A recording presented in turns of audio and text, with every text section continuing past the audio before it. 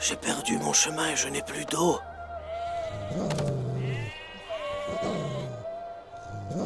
Oh, ces pauvres bêtes vont bientôt mourir de soif. Attends, reste calme. C'est une huppe. Oh, Dieu merci. La huppe est un oiseau très intelligent. Elle sait où trouver de l'eau, même si elle est au fin fond de la terre.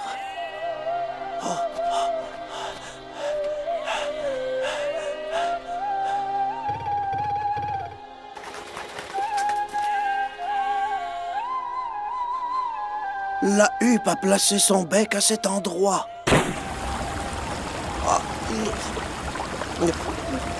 Louange à Dieu. Viens, mon ami, et bois. C'est toi qui as découvert ce puits. Viens.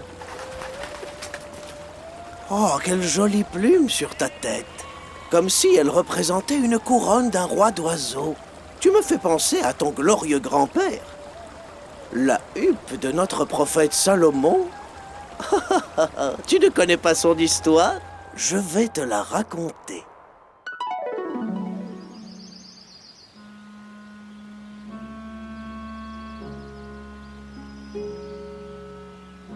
Il y a très longtemps vivait un grand prophète à qui Dieu a offert un royaume qu'il n'a offert à nul autre.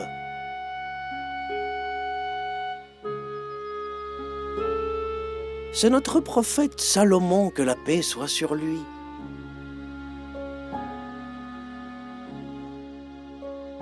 Il avait le contrôle du vent et pouvait l'utiliser pour conduire son trône dans les airs. Les djinns lui étaient dévoués et travaillaient dans la construction.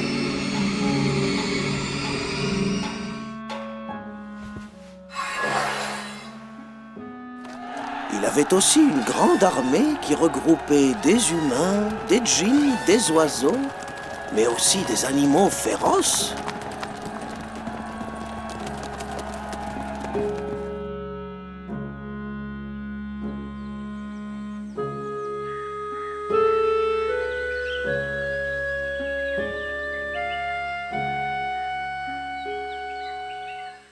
Et la petite huppe avait une place importante dans l'armée de Salomon le sage. Cette petite huppe était les yeux du prophète Salomon et lui permettait d'avoir un œil sur toutes les créatures de la terre.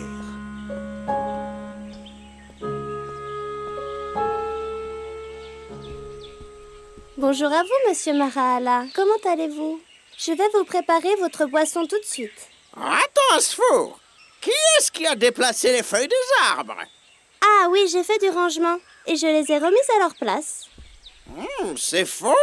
La feuille jaune abîmée était la deuxième à partir du haut. Et regarde, elle n'est plus là. Je vous demande pardon, monsieur. Mais comment avez-vous remarqué? Ah, mon pauvre petit Asfour! Notre travail ici est de remarquer toutes choses. Sache que le roi Salomon le sage m'a choisi parmi 10 000 huppes, et ce après des épreuves très difficiles. Oui, c'est ce que j'ai entendu dire, mon cher monsieur. Vous étiez le plus rapide dans les airs et avec la vue la plus précise et les paroles les plus sages. Tu as oublié le plus important? La capacité à se taire et bien écouter. Allez, ne me retarde pas.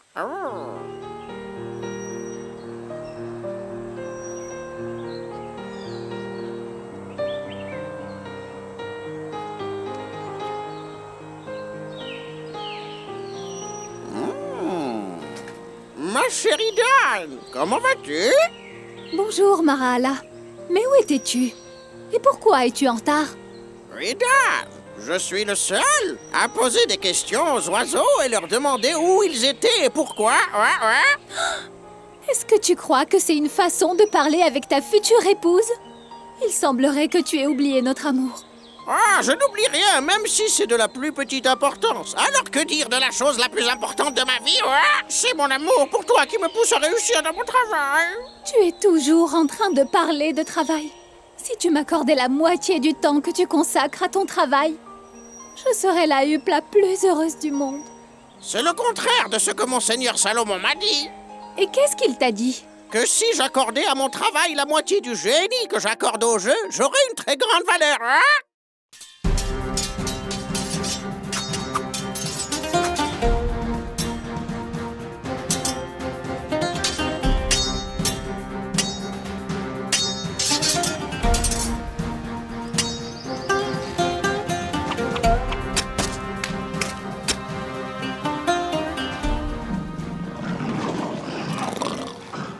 Est-ce que les entraînements se passent comme il faut? Seul Monseigneur Salomon le Sage définit ceci. Tu es les yeux avec lesquels il voit et les oreilles avec lesquelles il entend. Mais je ne suis pas la langue avec laquelle il s'exprime, ouais. Puis-je te poser une question, commandant Marahala? Pourquoi ne t'es-tu pas marié jusqu'à présent? Ouais, j'aimerais que tu t'occupes de tes propres affaires. Qu'est-ce que j'ai dit de mal? Tu n'as rien dit de mal. Mais le mariage est une affaire personnelle. Tu aimerais, toi, que je te demande pourquoi tu n'es pas marié? Ou pourquoi tu ne t'es pas lavé?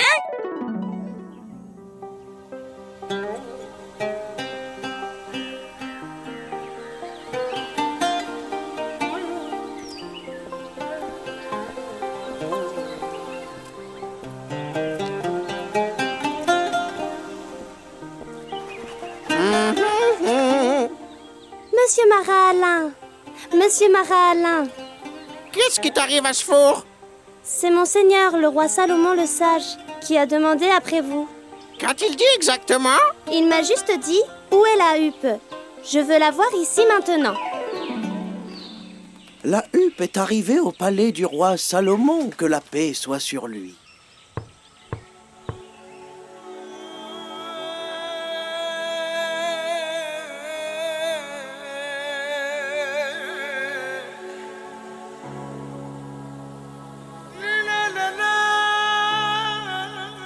Bonjour, cher prophète et roi Salomon le Sage.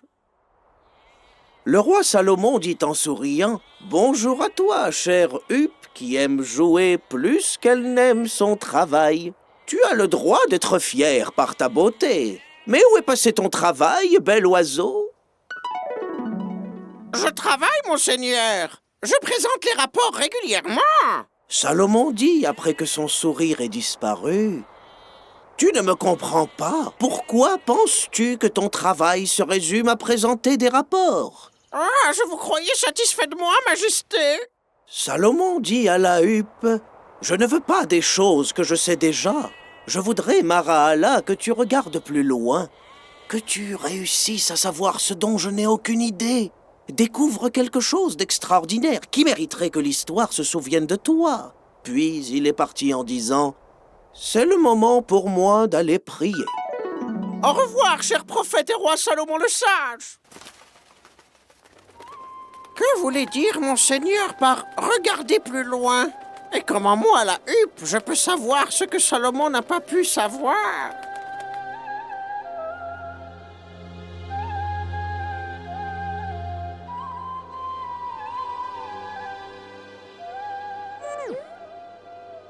Tu es sûrement en train de penser à notre mariage.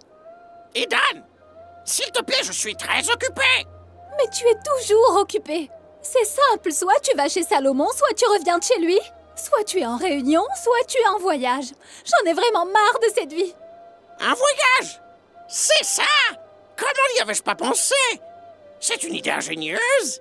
Je vais partir tout de suite. Merci beaucoup, ma chérie. Marahala!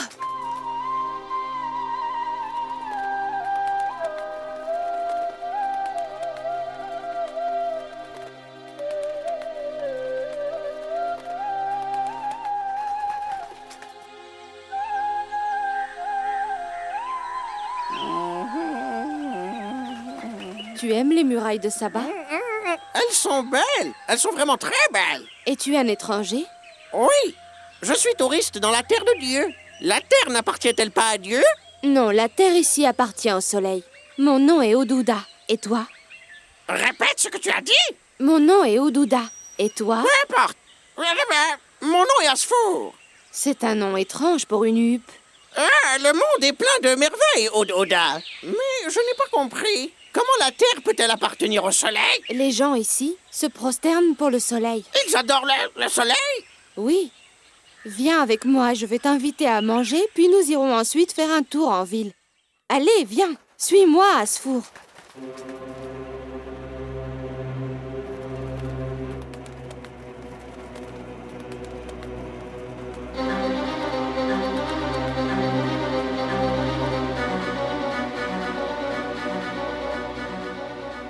Ceci est le palais de la reine Balkis. C'est ce qu'il y a de plus beau dans la ville de Saba. Ah, je voudrais voir le trône de la reine Balkis. Ça va être difficile. La sécurité est renforcée dans le palais. Nous n'entrerons pas par la porte. Mais toutes les fenêtres sont fermées aussi. Mais je connais un endroit tout en haut du palais par lequel on pourra peut-être passer. On ne perd rien à essayer. Allons-y.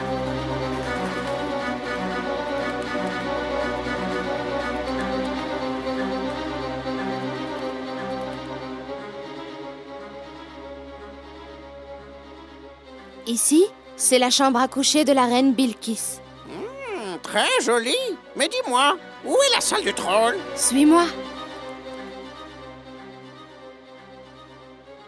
Ça, c'est le trône. Ce n'est pas raisonnable. Tu as passé toute la nuit à observer le trône. En fait, j'ai voulu garder en tête tous ces détails.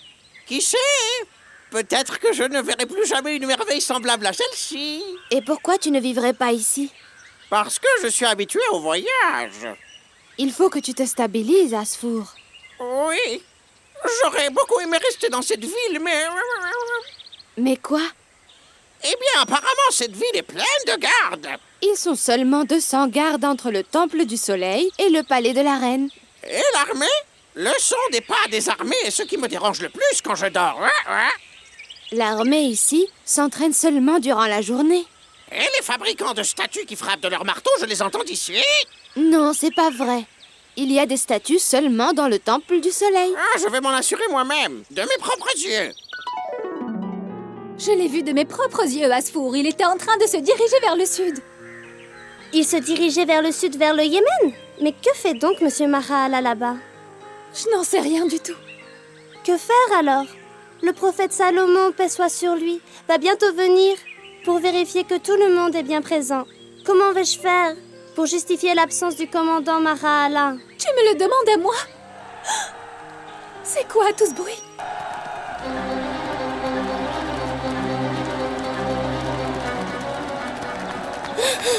C'est Monseigneur Salomon qui s'approche. Je m'en vais tout de suite, moi. Le prophète et roi Salomon le sage. Le prophète Salomon arriva et regarda son armée constituée d'humains, de djinns, de nuages et de vent. Mais il manquait quelqu'un. Et d'un seul coup d'œil, il sut que c'était la huppe. Alors il a dit « Pourquoi ne vois-je pas la huppe? Est-elle absente ?» Il est certainement possible, Votre Majesté, qu'elle soit en train d'accomplir une mission. Quelle mission sans que le chef ne soit au courant? La huppe manque à l'appel. Et il n'y a pas d'excuse pour ça. C'est honteux pour toute l'espèce des oiseaux.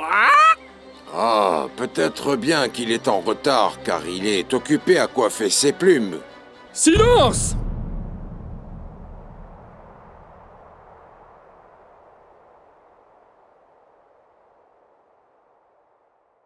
Puis, passant les oiseaux en revue, il dit « Pourquoi ne vois-je pas la huppe? Serait-elle absente? Je la punirai sévèrement ou je l'égorgerai sûrement, à moins qu'elle ne me fournisse une excuse valable. Allah le Majestueux a dit vrai. » Le prophète Salomon, que la paix soit sur lui, était en colère à cause de l'absence de la huppe qui était au commandement de l'armée, ce qui pouvait provoquer le chaos entre les soldats. Le roi a dit fermement « Je la châtierai sévèrement ou je l'égorgerai, et je ne lui pardonnerai que si elle m'apporte une raison valable. » La huppe était dans une situation dangereuse. Elle se trouvait sur une terre étrangère où les gens étaient infidèles et adoraient le soleil. Et probablement qu'il la tuerait s'il s'apercevait qu'elle les espionnait. Et de l'autre côté, son roi et commandant a promis de la tuer. Nous allons camper ici cette nuit et demain, si Dieu le veut, je te continuerai l'histoire de la huppe et du prophète Salomon, que la paix soit sur lui.